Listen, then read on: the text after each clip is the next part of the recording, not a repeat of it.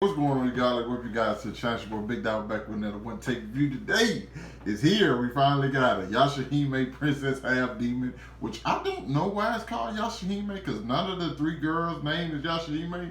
I'm assuming that's what you put their name together and you get, even though one of them name is Toa, and the only letter in her name that's in Yashahime is an A. So I don't know. You know what I'm saying? Maybe that's what the group's called, nonetheless. But like, hey, it's like I don't know how many years after the last time we've seen like Inuyasha after Inuyasha ended, but it's been a while. Okay, you know what I'm saying? The weirdest thing about this to me is watching this sub because I've never watched Inuyasha sub ever. I never heard any other voices sub, considering the fact that I grew up watching on Toonami and like I never had to. You know what I'm saying? I only watched it dub, so that was probably a big thing for me.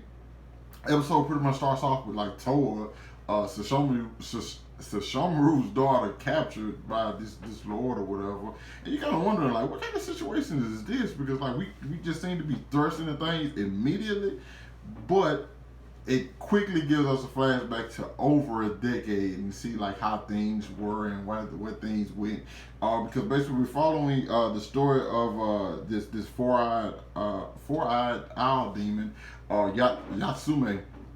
And like he was there around when Kagome, like 6 months after Kagome finally decided to like stay in the feudal era with Inuyasha. And, you know, you had Kohaku there, you got Sango, Moroku, and like all of them. You know, they're just basically like in the village and everything. And Lady Kage. You know, all of them just like around, just enjoying each other's company and basically starting a life. Not only them, you also got Sesshomaru there, and we're introduced to this young girl named Rin who's like loves Sesshomaru. And I was thinking like, okay, maybe Rin's the kid's mother, but then I was just like, that can't be possible. You know, like that. The reason that's not possible is because she's like 8 years old. You know what I'm saying? And this is around the time these girls would have had to be like born. You know, because it only makes sense. Also, it's not 6 months after like Inuyasha ended. It's like 6 months since Kagome decided to live in the feudal era, because we see that Sago and Moroku have kids, Kinyu and Gyokuto, and a little boy named Hisui. So it's been a few years. Okay, I'm pretty sure Kagome probably went back to school and like graduated and stuff, and then decided to come back. I don't just necessarily remember the end of Inuyasha. I probably should have went back and rewatched the last episode before I started this one, but I've been watching a lot of stuff lately. Didn't have time to squeeze it in now. And once I seen this was live, no way I wasn't just gonna dive straight into it. But we go back and see like this dad have to fight this demon called the Root Head, which is simply just a tree root who like kills people. One thing the episode was missing though was the blood. It was surprising not to see any blood, considering the fact that like this demon was taking people's heads off. And like, I know Inuyasha, I'm gonna say it's known for the blood, but it wasn't shy about showing that. I think that's kind of like the thing with like a lot of anime that I used to watch when I was younger. They don't really show a lot of blood, because like Dragon Ball Z used to do the same thing. I seen Piccolo get his arm ripped off and like showed nothing. I'm like, you can see it show blood. Like I see it in like My Hero Academia, so I know y'all can show it.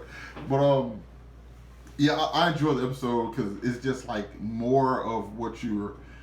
I think no, Moroku actually said it best. Like this feels very nostalgic, and I was like, yeah, that's exactly what this is, because this was just basically telling the story about them and what happened with them, and this whole setting everything up with this demon, because the the root head ends up going and like spreading his roots to like the sacred tree, which we know eventually that's how they're going to like be time traveling, and how Toa's going to end up in like Tokyo and training under Soda, Kagome's younger brother.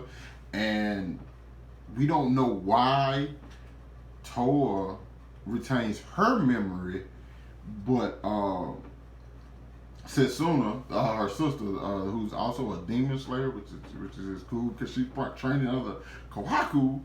Like, how does she forget Toa? It's gonna be weird because you have that whole dynamic, and also you have Morora,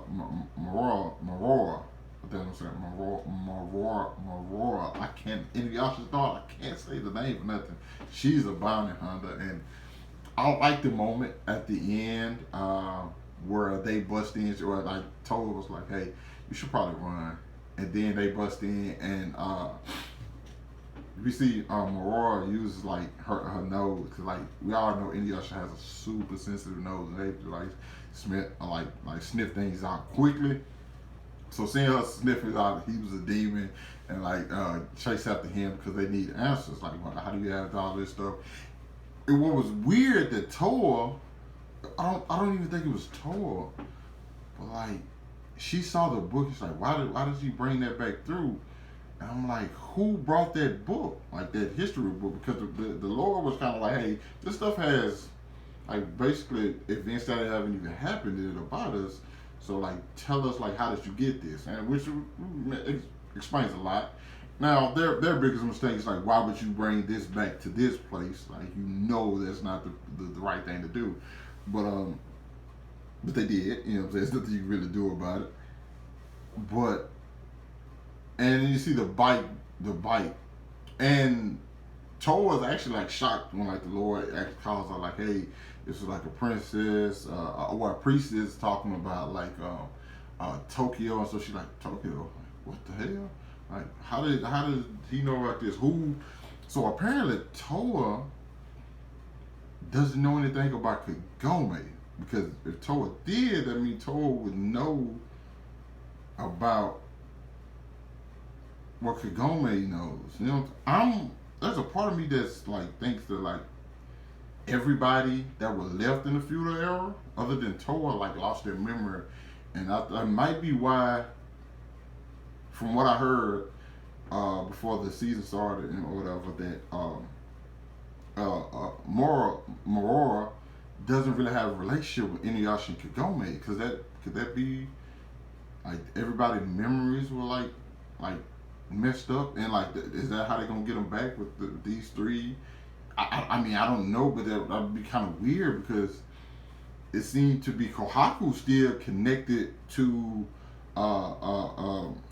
Setsuna, because he trained her, and like Kohaku is Sango's brother, so he would know everybody else. I'm pretty sure he would have to tell. I don't know. I think episode 2 gonna answer all these questions, but like seeing it, first episode was great. First episode. This is I'm not going. I picked up a lot of new anime. A lot of them. I'm just gonna wait till the season end to like review them, but not this one. This is one you can be ready for a weekly review on this, because the nostalgia hype is there, and I thought this episode was great. But you guys let me know what you thought about it down in the comments. Hit that like button, subscribe to my channel. Thanks for watching the video. Hope you guys staying safe, and I will catch up with you guys later. Peace.